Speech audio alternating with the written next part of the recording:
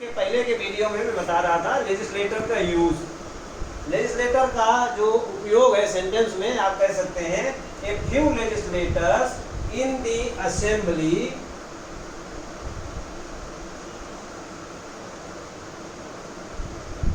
Assembly opposed the bill.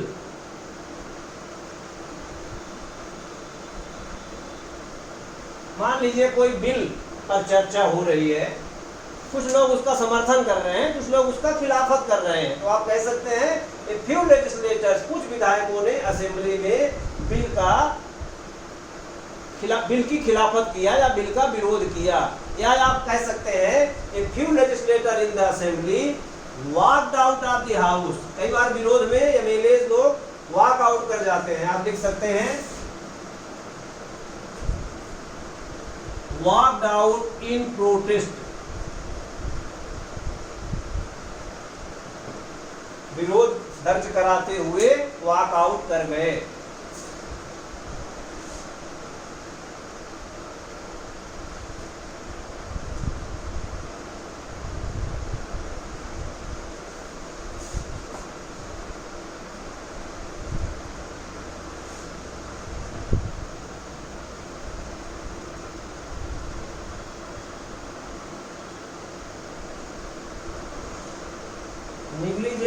निग्लिजेबल,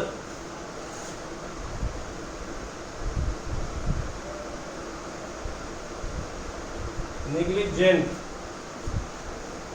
और निग्लिजेबल। Negligible, negligent को आप कहेंगे केयरलेस, लापरवाह, जो बिल्कुल ही परवाह किसी चीज की ना करे, कोई काम उपेक्षा पूर्वक करे, उपेक्षा पूर्वक काम करने वाला, उसको कहते हैं निग्लिजेंट, जो निग्लिजेंस करता है। निग्लिजेंस अपने आप में वर्ब है और निग्लिजेंट नाउन है, ठीक है ना। Ram was dismissed from his service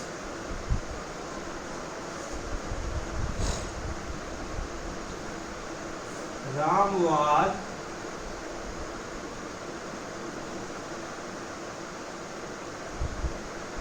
dismissed from his service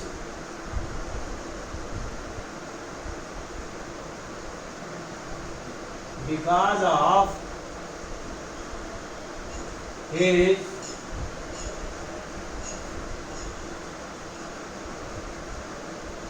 negligent working habits.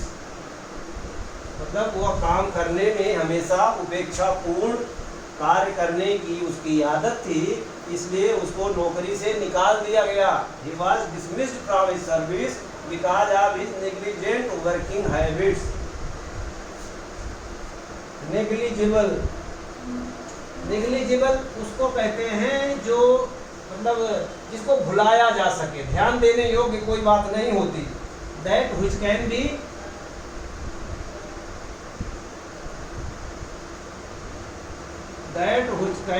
neglected,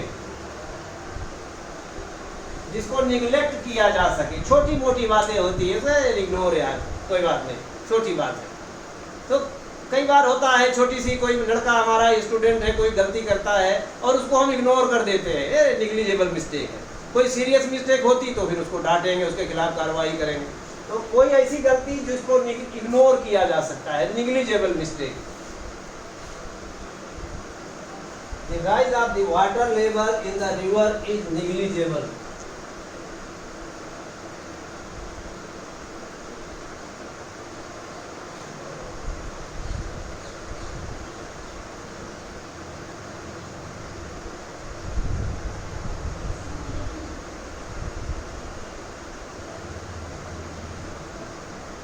नदी में पानी की जो मतलब कहते हैं जब बाढ़ आती है तो वाटर लेवल बढ़ जाता है, तो जो वाटर लेवल में राइज है वो नदी में वो निग्लिजिबल है, मतलब ज्यादा नहीं है, ज्यादा चिंता करने लायक नहीं है।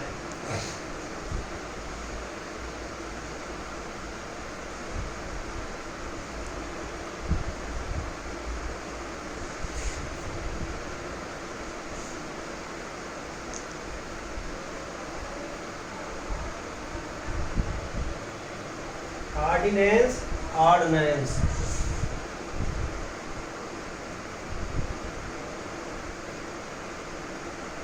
ऑर्डिनेंस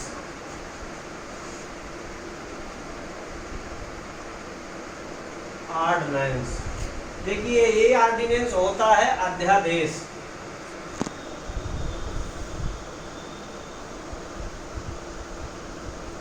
अध्यादेश राष्ट्रपति को और राज्यों में राज्यपाल को जब हाउस सेशन में नहीं होता, सेशन में नहीं होता मतलब विधानसभा या संसद का सत्र जब नहीं चल रहा होता, और एग्जीक्यूटिव अर्थात सरकार को जब ये लगता है कि कोई कानून अर्जेंट नेचर का है, कोई प्रावधान अर्जेंट नेचर का किया जाना है, तो राज्यों में कैबिनेट की सलाह पर राज्यपाल और केंद्र में कैबिनेट की सलाह पर राष्ट्रपति अध्यादेश, संविधान में प्रावधान है अध्यादेश या ऑर्डिनेंस प्रोमलगेट करने का, जारी करने की उनको शक्ति दी हुई है।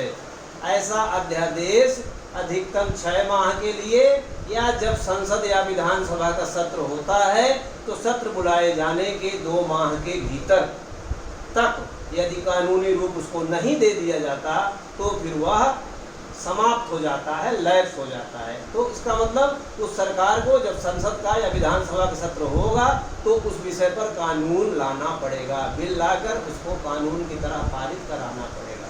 तो ये एक इमरजेंसी प्रोविजन है केंद्र सरकार और राज्य सरकार के बीच में किसी अर्जेंट प्रकृति के मामलों पर कोई कानून लाने के लिए, जब संसद या विधानसभा सत्र में नहीं होती।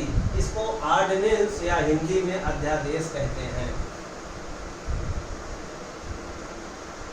ये रूल और order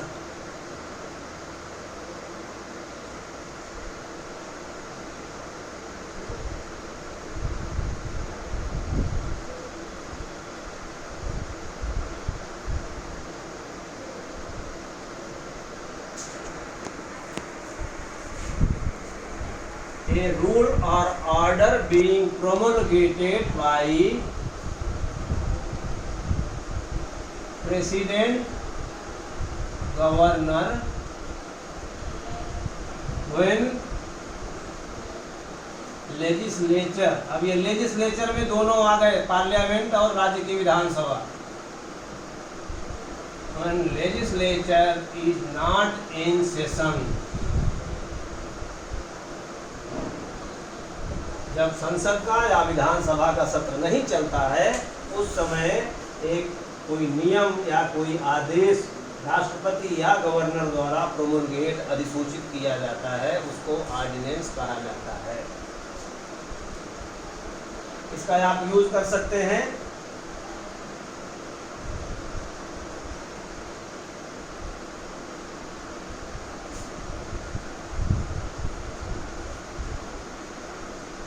President is empowered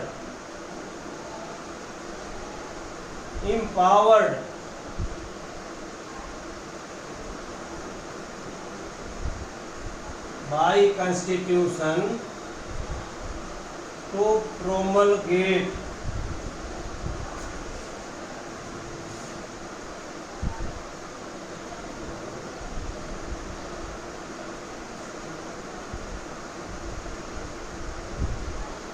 ordinance on the advice of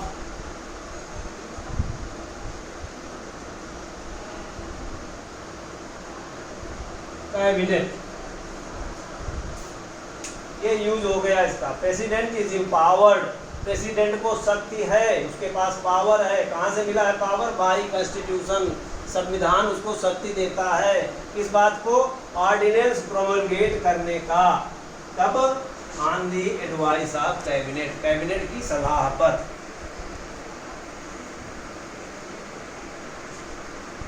अब ये आया ऑर्डिनेंस। ये ऑर्डिनेंस क्या होता है? तोप खाना, गोली बारूद, गोला बारूद या युद्ध सामग्री, he is employed इसको आप कह सकते हैं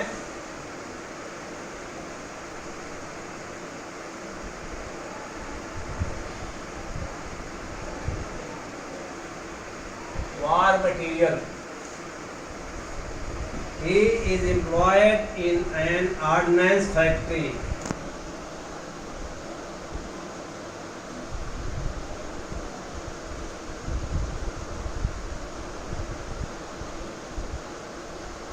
He is employed in an ordnance factory. वह एक ऑर्डिनेंस फैक्ट्री में सर्विस करता है, नौकरी करता है।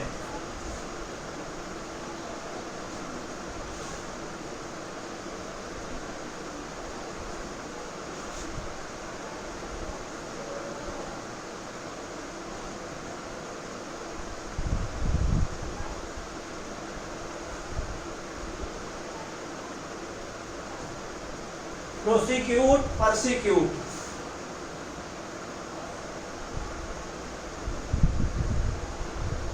Prosecute, persecute. देखिए, ये प्रोसिक्यूट तो होता है अभियोजन करना, मुकदमा चलाना, या किसी के विरुद्ध आपराधिक मुकदमा चलाना। प्रोसिक्यूट, अभियोजन, टू शू एट लॉ।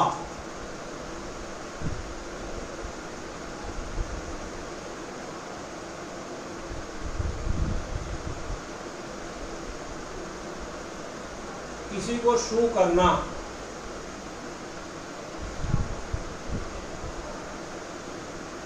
अभियोजन।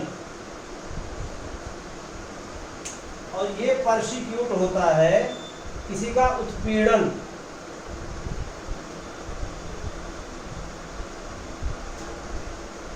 To harass.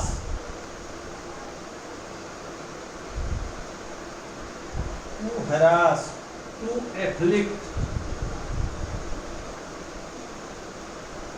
afflict, AFFLICT, to afflict, suffering।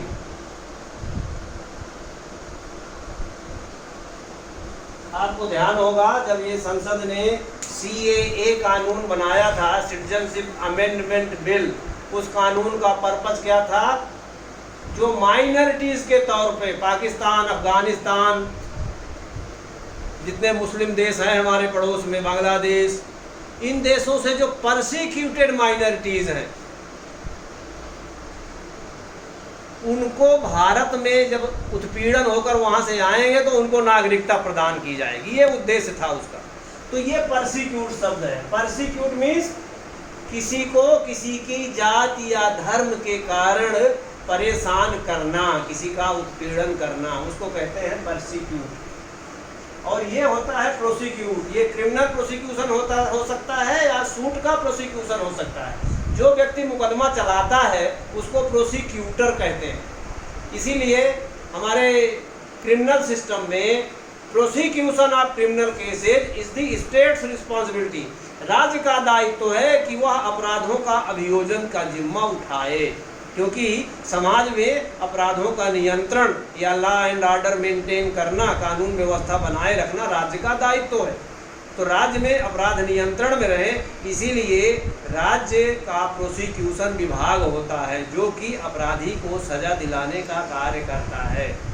सरकारी वकील जिसको कहते हैं, वो सरकार के बिहाफ में केस लड़ता है, उसको प्रोसिक्यूटर कहते हैं। प्रोसिक्यूट से प्रोसिक्यूटर बना है।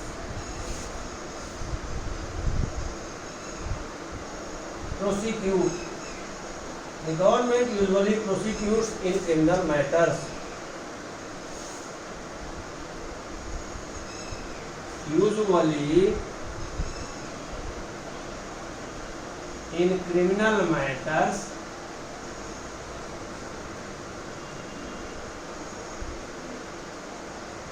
the government prosecutes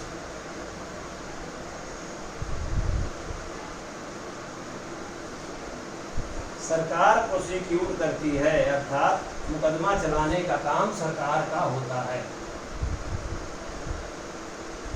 इसीलिए आप लोग जब LLB करेंगे तो APP एक पोस्ट होती है, असिस्टेंट पब्लिक प्रोसिक्यूटर्स, उनकी भर्ती होती है। APP इसी प्रोसिक्यूट से बना हुआ है, assistant public prosecutor. Prosecution department होता है राज्य सरकार का। और ये प्रोसिक्यूट है, इसका यूज है the Jewish community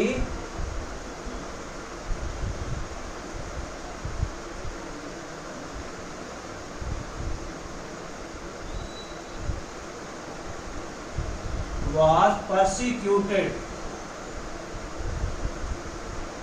by Hitler या बाई नाजीज।